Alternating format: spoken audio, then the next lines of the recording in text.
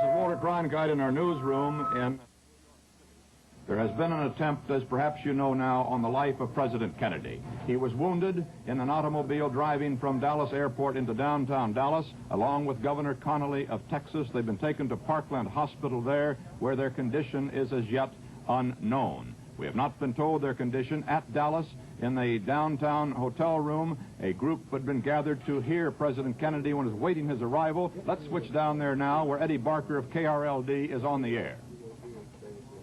As you can imagine, there are many stories that are coming in now as to the actual condition of the president. One is that he is dead. This cannot be confirmed. Another is that Governor Connolly is in the operating room. This we have not confirmed.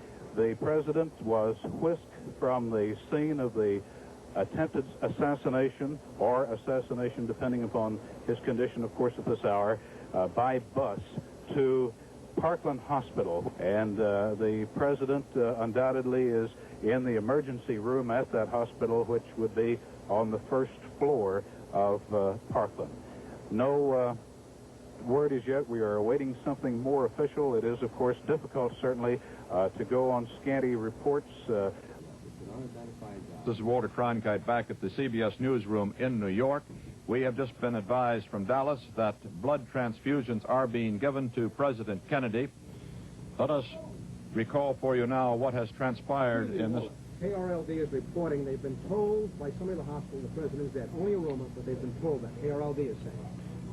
Well, that's a repeat of something that you heard reported to you directly a moment ago from KRLD television in Dallas, and that is the rumor that has reached them at the hotel that the president is dead. Totally unconfirmed, apparently, as yet. However, let's go back to KRLD in Dallas. Operating room, we do not know what his condition is, but the report is that the president is dead. This is not confirmed. This is something that word just came to us a minute ago. The word we have is that President Kennedy is dead. This we do not know for a fact. The word we have is that he is dead, that he was shot by an assassin at the intersection of Elm and Houston Streets just as he was going into the underpass. The word we have is from a doctor on the staff of Parkland Hospital who says that it is true. He was in tears when he told me just a moment ago. This is still not officially confirmed, but as I say, the source would normally be a good one. That was Eddie Barker at our affiliate KRLD in Dallas, Texas, speaking from the room where President Kennedy had been scheduled to make an address to 3 Dallas organizations, but an assassin's bullets cut him down on the way to that meeting from the airport. It was just an hour ago that the incident took place.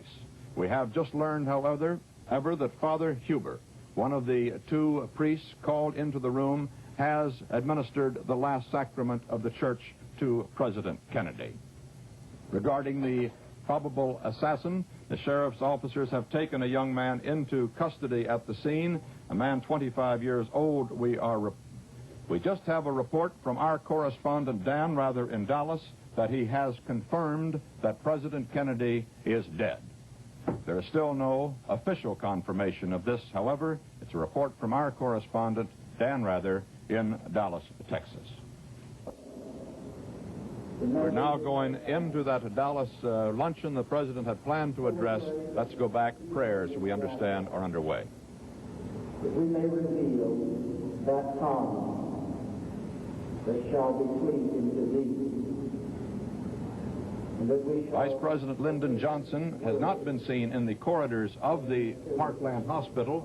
He was said to perhaps have been slightly wounded in the arm. Mrs. Lyndon Johnson says that the vice president, though, is fine.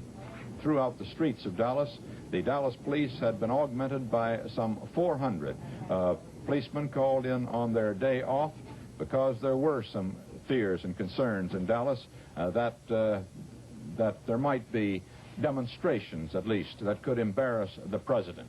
Because it was only on October the 24th that our ambassador to the United Nations, Adlai Stevenson, was assaulted in Dallas, leaving a dinner meeting there. From Dallas, Texas, the flash, apparently official, President Kennedy died at 1 p.m. Central Standard Time, 2 o'clock Eastern Standard Time, some 38 minutes ago.